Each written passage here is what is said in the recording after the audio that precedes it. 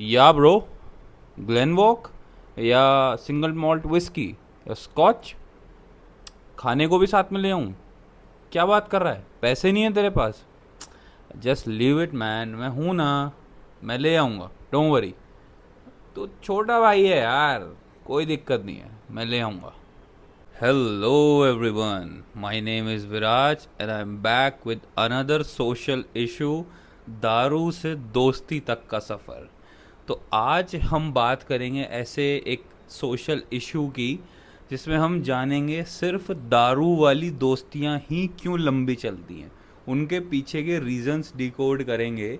और या आपके आसपास अगर किसी को ड्रिंकिंग प्रॉब्लम है या वो बहुत ज़्यादा पार्टी एनिमल है और वो बहुत ड्रिंक करता है, तो ये कॉजेज़ आपको मदद करेंगे जानने में कि उस इंसान की साइकोलॉजी क्या है, वो इंसान ऐसा ही क्यों बिहेव करता है। तो आइए शुरू करते हैं। द फर्स्ट रीज़न कि ये सब शुरू कहाँ से होता है is the peer recognition theory. जब हम स्कूल में होते हैं, कॉलेज में होते हैं, या फिर थोड़े बड़े हो जाते हैं, जॉब कर रहे होते हैं, टाइमलाइन हम रखते हैं 20 से 30 साल तक की उम्र की जो विंडो होती है, यहीं पे इंट्रोडक्शन होता है अल्कोहल का या किसी भी ड्रग का। तो ये आपने कभी नहीं सुना होगा कि कोई इंसान ठेके पे गया और उसने दारू लेके अपने आप पीना शुरू कर दिया कि मुझे तो एक दिन मन था पीने का, मैंने ले ली। नहीं, हमेशा इंट्रोडक्शन होता है पार्टीज़ में, फेयरवेल पार्टीज़ हो गई, कॉलेज के हैंग आउट्स हो गए, नाइट आउट्स हो गए, इन चीज़ों, मतलब ये जो कल्चर है इन्हीं में इंट्रोडक्शन होता है एक बंदे का अल्कोहल से। फिर क्या होता है कि हम इंसान हैं, हमें ना ग्रुप में जुड़ने की बड़ी चाह होती है, एक सोशल वैलिडेशन, एक समाज में कि हाँ मैं भी कोई हूँ। तो वो ग्रुप हम अपने कॉलेज में तलाशते हैं, हम अपने स्कूल में तलाशते हैं, या फिर हम अपने जॉब जहाँ पे करते हैं हम वहाँ पे भी तलाशते हैं। तो उस ग्रुप में शामिल होने के लिए हम इन चीज़ों का यूज़ करते हैं, क्योंकि ये तो मैंडेटरी होता है। अगर आप ऑफिस पार्टी में हैं, कॉलेज फेयरवेल पार्टी में हैं, या फिर कॉलेज नाइट आउट, कुछ भी हो सकता है, या कॉलेज का एनुअल डे है, तो एक ग्रुप ज़रूर होता है 4 से 5 लड़कों का, या अब तो लड़कियां भी शामिल हो गई हैं। तो वो लोग अपने ग्रुप में एंट्री ही आपको तब देते हैं जब आप अल्कोहल कंज्यूम करोगे या ड्रिंक करना शुरू करोगे, तभी वो वाइब मैच होती है। तो अब इस चक्कर में कोई भी बच्चा या कोई भी इंसान जो 25, 26, 27 साल का है, जिसने कभी नहीं भी किया, उस ग्रुप में शामिल होने के लिए वो ये चीज़ इनटेक करनी शुरू कर देता है। और ये चीज़ कब आदत में बदल जाती है, यू नेवर नो। तो इस वीडियो का पर्पस ये नहीं है कि मैं आपको बताऊं कि दारू के नुकसान क्या हैं और मत पियो, ये सब नहीं है इसका पर्पस। इसका पर्पस ये है कि अगर आपके आसपास कोई ऐसा इंसान है जिसका आप बिहेवियर नोट करते हैं, तो आप जान पाएंगे इसका वाई क्या है, कि ये सब क्यों हो रहा है। और जब आपको वाई पता होता है ना किसी चीज़ का, तो आप ग्रास रूट प्रॉब्लम से काम कर सकते हो, उसे हील कर सकते हो। जब जब तक आपको वाई नहीं पता, आप ऊपर ऊपर से कितने डंडे मार लो, नहीं छोड़ने वाला। फिर वो इकोनॉमिक्स का कॉन्सेप्ट आ जाता है, मोनोटोनिक प्रेफरेंसेस का, और वो सब लॉज, वो अलग चीज़ चली जाएगी। बट मेजर टेक यही है कि ये जी चीज़ें शुरू होती हैं, ये सब इसलिए होती हैं कि हमें एक सोशल रिकॉग्निशन, एक पीयर रिकॉग्निशन, एक ग्रुप का हिस्सा बनना होता है, और कहीं ना कहीं उस ग्रुप के वैलिडेशन को पाने के लिए ये चीज़ करनी ज़रूरी होती है। और जब हम वो वैलिडेशन पा लेते हैं तो हमें बड़ा अकम्पलिश्ड फील होता है। और ये टेम्प्ररी अकम्पलिशमेंट है, क्योंकि उस समय इतनी शायद अकल नहीं होती कि हम समझा पाएँ कि पॉजिटिव रीइंफोर्समेंट में और नेगेटिव रीइंफोर्समेंट में फ़र्क क्या है। तो अगर आपको कोई शाबाशी देने लगता है दारू पीने के लिए, तो आप उसे ही शाबाशी समझना शुरू कर दें, क्योंकि मेंटल कॉग्निटिव एबिलिटी इतनी मैच्योर नहीं होती उस दौरान। तो अगर आपके जानकार में कोई इस तरह की चीज़ों से गुजर रहा है, तो मैं आपको इसके ग्रास रूट प्रॉब्लम्स बता रहा हूँ कि ये सब चीज़ें शुरू कहाँ से होती है। So let's move on to the next point, is the death trap. यानी जब कोई इंसान ड्रिंकिंग शुरू करता है, कॉलेज, स्कूल, किसी भी एज ग्रुप का, तो ऐसा हो नहीं सकता कि वो लाइफ में डेथ ट्रैप के अंदर एंड ना करे। अब ऐसा क्यों? क्योंकि एक इंसान रोज़ अगर ड्रिंक कर रहा है, या रोज़ नहीं भी कर रहा है तो सैटरडे संडे कर रहा है, तो अगर मैं उसका एक्सपेंस कैलकुलेट करूं एक बेसिक बॉटल का, तो अराउंड 500 रुपये की बॉटल आज की तारीख में हो गई है। तो अब क्या है कि पीने की आदत रोज़ लग चुकी है। अब आपके पास कभी पैसे होंगे, कभी नहीं होंगे, कभी सैलरी होगी, कभी नहीं होंगी। तो here comes the scheme is the credit card. लोग बाग अपने क्रेडिट कार्ड से भी लिकर खरीदने से पीछे नहीं हटते हैं। वो ऐसे स्वाइप करते हैं, it's just like a grocery. उसे डिफेंड भी करते हैं कि ये तो ज़रूरी है मेरी मेंटल हेल्थ के लिए। बट धीरे धीरे धीरे धीरे क्या होता है कि आपकी ना ये आदत मजबूत होती चली जाती है, ये उधार लेके पीने की, क्रेडिट कार्ड करने की, इससे मांग लिया उससे मांग लिया। और कहीं ना कहीं लाइफ में जो आपकी ग्रोथ की चीज़ें हैं ना वो पीछे चली जाती हैं। शायद आप ये क्रेडिट कार्ड किसी अच्छे एजुकेशनल कोर्स को करने के लिए ले सकते थे, शायद कोई बुक ले सकते थे जिससे आपका पर्सपेक्टिव बदलता, बहुत सारी चीज़ें आप कर सकते थे, but you choose to be that वे।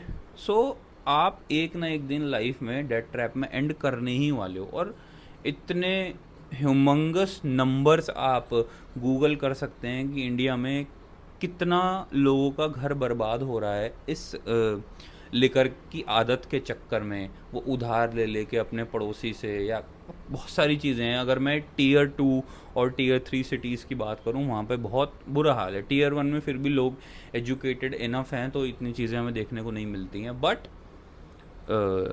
जो लोग टीयर 2 और टीयर 3 सिटीज़ में हैं उनके लिए भी किसी ना किसी को तो आगे आके उनको समझाना होगा। तो डेट ट्रैप इसका बहुत बड़ा रीज़न होता है कि हम इस चीज़ में फंसते चले जाएंगे और ये रोटेट होता है और मल्टीप्लाई होता है, क्योंकि आदत इतनी मजबूत हो जाती है ना उधार लेके पीने की, हमें समझ ही नहीं आता, हमें बस वो टेम्पररी एन्जॉयमेंट दिख रहा होता है। हम नहीं देख रहे लॉन्ग रन में मैं क्या कर रहा हूँ, मैं कितनी बार अपना क्रेडिट कार्ड स्वाइप कर चुका हूँ, मैं कितनी बार अपने मन से ही हार चुका हूँ इस लिकर के चक्कर में। हमें इसका इल्म भी नहीं है, ना अंदाज़ा है, और ना ही कोई हमें समझाने वाला है, क्योंकि आजकल सब अपना कमा रहे हैं, सब अपना खा रहे हैं। फिर तुम बोलोगे अबे तुझे क्या मतलब, तेरे से पैसे लेके थोड़ी पी रहे हैं। हाँ बिल्कुल ठीक बात है, मेरे से पैसे लेके नहीं पी रहे हो, बट स्टिल अगर आपके घर में कोई ऐसा इंसान है या जिसके फादर ऐसा करते हैं, जिसका भाई ऐसा करता है, तो ये वीडियो सिर्फ उनके लिए है कि आप लोग ये जो प्रॉब्लम जहाँ से शुरू हो रही है ना, इनके रूट कॉजेज़ को अगर आप हील करोगे तो दारू क्या, मैं ये कह रहा हूँ इस दुनिया का कोई भी नशा छूटा जा सकता है अगर किसी इंसान की आँख खोल दी जाए। तो ये डेट ट्रैप बहुत बड़ा फैक्टर प्ले आउट करेगा in the long run if you are habitual of drinking. Third, हम आमतौर पे एक्सक्यूज़ देते हैं, यार वो मेरे दोस्त हैं, वहाँ पे पार्टी है, और यार पीना बहुत ज़रूरी है, this is the new Gen Z culture. हम इस तरह के एक्सप्लेनेशन देते हैं, पता है क्यों? The concept is the shared vulnerability. मतलब आप भी दुखी, आपका दोस्त भी दुखी, और एक और दुखी, और आप ले आए बोतल, तो आओ जब मिल बैठेंगे चार यार, बोतल और हमारा दुख।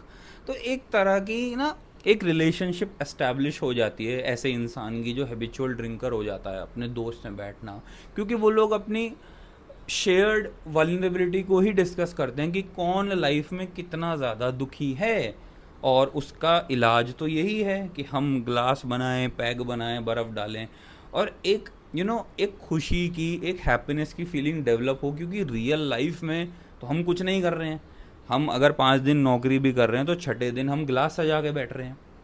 तो इसलिए ये फीलिंग कि मैंने कुछ अकम्प्लिश किया पूरे हफ्ते काम करके, ये फीलिंग शेयर करना, ये डिप्रेशन शेयर करना, ये मेरे माँ बाप मेरी बात नहीं सुनते, मेरे बच्चे मेरी बात नहीं सुनते, ये सारी बातें शेयर करना उस ग्रुप में, यही शेयर्ड वल्नरेबिलिटी है कि सारे लोग अपना दुखड़ा रो रहे हैं एक साथ बैठ के गिलास लेके। तो उन्हें लगता है कि हमारी ना एक महफिल है, ये भी दुखी, मैं भी दुखी, वो भी दुखी, और हम जब 4-5 इकट्ठे बैठते हैं तो हम बड़े खुश होते हैं। जबकि आप पीने के बाद अगर उनकी बातें सुनो तो सिर्फ और सिर्फ वो अपने जीवन का दुख व्यतीत कर रहे होते हैं। और मेरा एक मानना और भी है कि मतलब शायद वो 4 लोग जिनमें आप बैठ के पी रहे हो, वो लोग भी ग्रोथ फोकस्ड नहीं है। आप भी अगर उनमें बैठोगे तो आप ऐसे ही हो जाओ, भले ही आप इतने हैबिचुअल ड्रिंकर नहीं हो, बट अगर आप उनमें बैठोगे और आप उनमें अपने दुखड़े रोगे तो आपकी एक रिलेशनशिप इस्टेब्लिश हो जाएगी उनसे साइकोलॉजी बिहाफ पे। दिमाग बोलने लगेगा कि यही रिश्ता असली है, जिसमें हम ग्लास लेके बैठ रहे हैं, चकना लेके बैठ रहे हैं। दिमाग आपको समझाने लगेगा कि यही रिश्ता असली है। जबकि आपके रियल रिश्ते, आपके बच्चे, आपके माँ बाप, आपकी फैमिली, वो कहीं पीछे रह जाएंगे और आपको इस चीज़ का इल्म भी नहीं होगा कि आप कितना आगे आ गए हैं। फिर बाकी सारी चीज़ें तो बात की हैं, रिसिप्रिकॉशंस होने, हेल्थ, वो तो सबको पता ही है। बट ये मैं उनके लिए कह रहा हूँ कि शायद कोई ऐसा इंसान भी होगा जो अपने इस बिहेवियर को जस्टिफाई नहीं कर पाता होगा और शायद ये वीडियो सुन ले तो उसको एक एक रिजिड, एक हार्ड रॉक चीज़ मिलेगी, यार मुझे इससे इसलिए दूर रहना है। The main point and the main message of video is that only. The next thing is the emotional bankruptcy. ये एक नई चीज़ है जो मैं आपके सामने इंट्रोड्यूस कर रहा हूँ। इसका मतलब है कि अगर एक 4 लोगों का ग्रुप है और they are fond of drinking, आप उनमें एक पैटर्न नोटिस करेंगे कि वो चारों दोस्त एक दूसरे के अचीवमेंट पे एक दूसरे को कॉन्ग्रेचुलेट करें या ना करें, एक दूसरे की प्रॉब्लम में खड़े रहें या ना रहें, एक दूसरे के हार्ड टाइम्स में हो या ना हो। बट अगर सैटरडे वाली दारू पार्टी मिस हुई तो भाई साहब आपकी इंसल्ट पक्की है। आप यार नहीं हो, आप दोस्त नहीं हो। अगर वो महफिल इकट्ठी नहीं हुई ना सैटरडे को, आप कहीं फंसी रह गए, आप शायद ऑफिस में काम ज़्यादा था या शायद आपके एग्ज़ाम्स थे, आप तैयारी कर रहे हो सकते हो, कुछ भी हो भाई साहब, अगर वो पार्टी छूट गई ना तो मैं कह रहा हूँ दोस्ती पे बात आ जाएगी। तो ये आपको इमोशनली बैंकरप्ट कर देंगे, इमोशनली ड्रेन कर देंगे। आपको अपनी इमोशनल हेल्थ के लिए ये छोड़ना होगा, एटलीस्ट ऐसी महफिलों में बैठना तो पक्का ही छोड़ना होगा, क्योंकि they also let you down spiritually. तो मैं एक एग्जांपल देता हूँ। सपोज 4 दोस्त हैं, चारों फॉन्ड ऑफ ड्रिंकिंग हैं, तो आप, एक दोस्त की बहन की शादी होती है तो आप उन 3 दोस्तों से उम्मीद मत करना कि वो शादी में खड़े होकर कोई कारज निभा देंगे या कोई काम कर देंगे या उसके दोस्त की वो जगह लेंगे कि हाँ ये लड़की के भाई हैं 4 और बहुत बढ़िया इन्होंने सब चीज़ संभाल रखी है। ये तो भूल ही जाओ। वो कहाँ मिलेंगे आपको? वो मिलेंगे आपको गैरेज में, वो मिलेंगे आपको पार्किंग में, वो अपना बोतल पैक डल रहा है, फर्स्ट क्लास ज़िंदगी एंजॉय, वेटर पकड़ रखा है, हाँ भाई खाना लाता रहे। तो ये इस तरह का कल्चर जेनजी में प्रमोट हो रहा है and the values are outdated. The new cool is the drinking problem, the new cool is the depression. तो ये मेरी सिर्फ और सिर्फ एक कोशिश है कि मैं एटलीस्ट जो लिबरेट होना चाहता है उसको लिबरेट कर सकूं, या जो इन चीज़ों में शायद जाने अनजाने में फंस गया, गलतियां सबसे होती हैं, हम इंसान हैं, भगवान नहीं है। तो अगर अब कोई निकलना चाहता है तो here is the way out. I will keep motivating you, I will keep liberating you, but करना तो आपको ही पड़ेगा। अगर आप ये देख रहे हो भाई साहब जिन्हें फॉन्ड ऑफ ड्रिंकिंग है, is the generational cycle. Generational wealth सुना होगा, ये क्या है जनरेशनल साइकिल? जनरेशनल साइकिल का मतलब पता है क्या है? अगर आपके सपोज फादर ड्रिंक करते हैं, आपके ग्रैंडफादर भी ड्रिंक करते हैं, यू गेट दैट एक्सक्यूज़ कि हमारे घर में तो ये चलता है, हमारे घर में तो ऐसा होता है। तो this is the generational cycle. और आप अपने बच्चे को इसमें कब धकेल दोगे आपको अंदाज़ा भी नहीं होगा। कब वो ग्लास उठा लेगा कंफर्टेबल होके कि यार कोई नहीं, पापा भी तो ड्रिंक करते हैं, यार कोई नहीं, दादाजी भी तो करते थे। तो this will become the main reason कि वो आगे जाके इस चीज़ को अपनी फैमिली में भी इंट्रोड्यूस करेगा। And from the health perspective, you'll produce the family of the drinkers with the low sperm count, with the low testosterone and less manlyhood as well. Anek, there are numerous of health problems that are from the alcohol. I am only talking about the people who are into binge drinking. Once in a while, I'm not saying it's acceptable, but once in a while, once in a year, where you have really achieved something, the real goal, तो शायद consider कर सकते हैं, it's okay. But the problem of binge drinking every Saturday, every Friday, the vulnerability, समाज की इतनी पीड़ा, आप इतने दुखी हैं, आपकी शादी नहीं हो रही है, आपके लाइफ में गोल्स अचीव नहीं हो रहे हैं, इन सारी प्रॉब्लम्स को लेके जब आप बोतल रख लेते हैं तो ये सोल्यूशन नहीं है यार। क्योंकि आपने काम नहीं किया। शायद उस सैटरडे जब आप ऑफिस से फ्री हुए, you could have attended a online seminar of the AI, you could have read the book, but you didn't. क्योंकि मज़ा किस में है, फ़ोन आ गया यार का, चलो भाई प्रोग्राम बना लो, अब तो फ्री हो यार, 2 दिन मिलनी है तेरे पास दोस्त के लिए। तो इस तरह के एक्सक्यूज़ हमको मिलते हैं, और ये कहीं ना कहीं हमें लाइफ में बहुत बेकार जगह ही धकेल रहे होते हैं। एट द एंड समझ सबको आता है, पक्का आता है।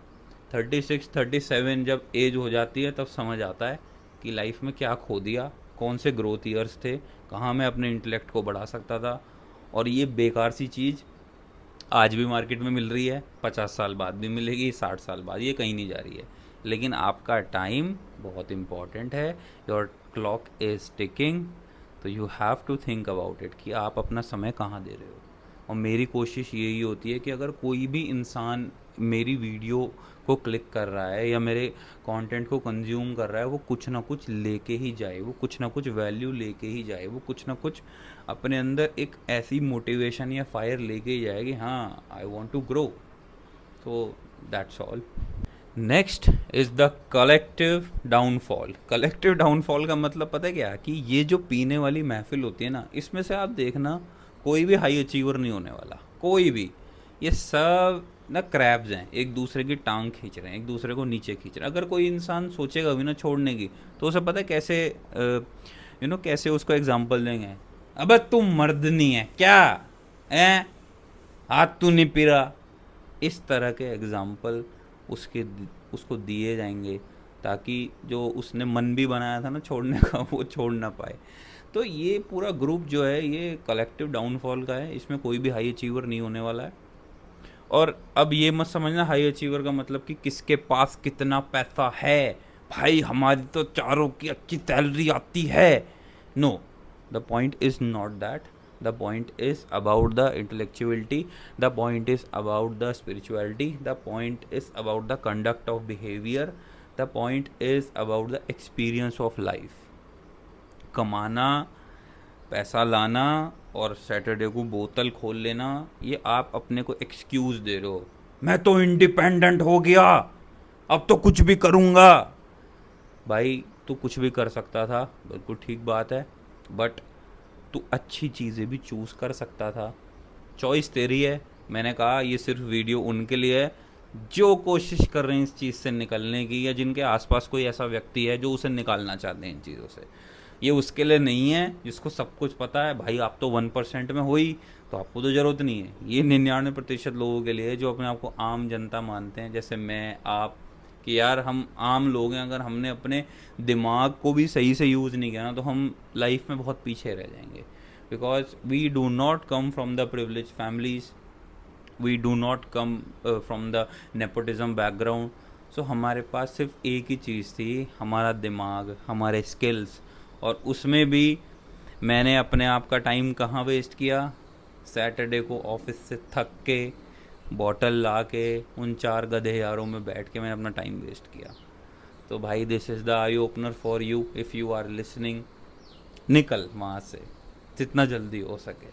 अब जो पीछे बीत गया है उसको रिग्रेट मत कर, इतना टाइम बर्बाद हो गया, मिट्टी डाल, अब तो निकल, अब तो तूने सुन लिया, अब तो निकल वहाँ। Next is the trust and safety. Suppose तू ऐसी दारू पार्टी में गया जहाँ पे सब यार बैठे थे और पूरी अपना प्रोग्राम बना हुआ है, सेट है सब कुछ।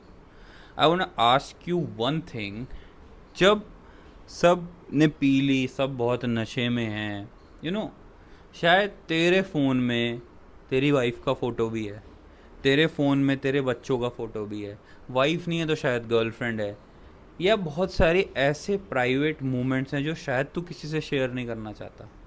और उसके बाद जब तू हैंगओवर में पड़ा है और तेरा फ़ोन वहाँ पे पड़ा है, तो पता है लोग कहाँ जाते हैं सबसे पहले खोल के? गैलरी में, व्हाट्सएप में। साला किससे बात करता है, क्या करता है?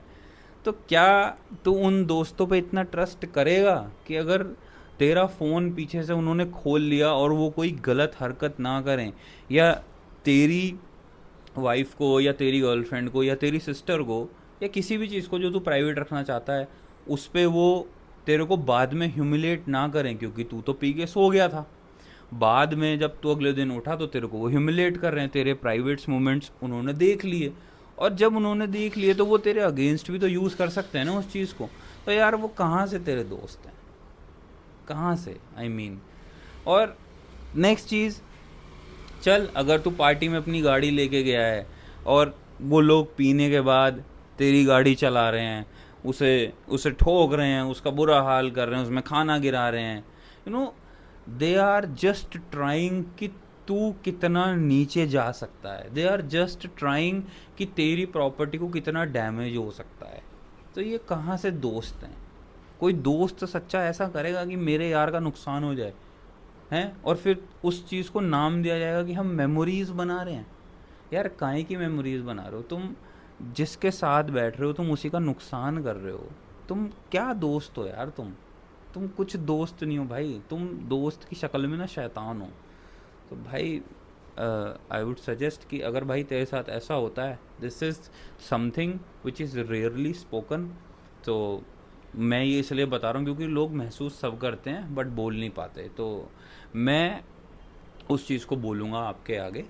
तो कहने का मतलब मेरा यही था कि do you trust these mates so much कि तू नशे के बाद इनको अपना फ़ोन अनलॉक करके दे देगा और वो चीज़ें ये बाद में तेरे को ह्यूमिलेट नहीं करेंगे या तेरे को लेट डाउन नहीं करेंगे?